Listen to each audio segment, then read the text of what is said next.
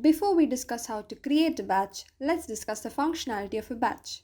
A batch lets you manage the group of students who gets access to an exam.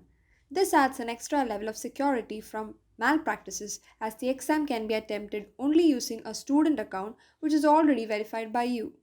Firstly, log in to SendExam to find an option to create a batch.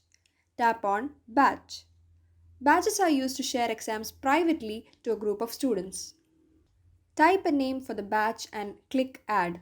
You can name your batch to identify a group of students. This will be visible to the students. Share the batch link with students to invite them to the batch.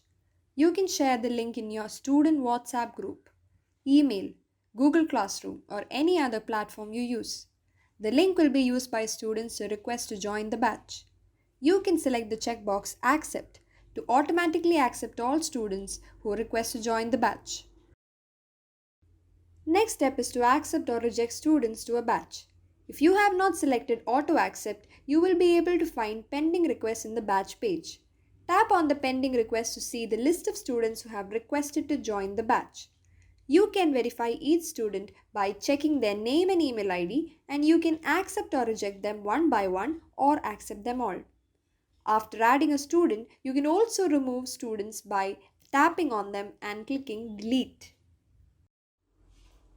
We have now completed the whole process of creating a batch. You can create as many batches and add unlimited number of students to each batch. This lets you manage multiple classes using the same SendExam account.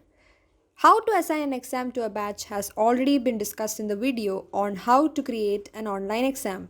Thus, SendExam is very easy to use as no specific computer skills are needed, it takes well less time to create an exam, and lastly, it's free forever.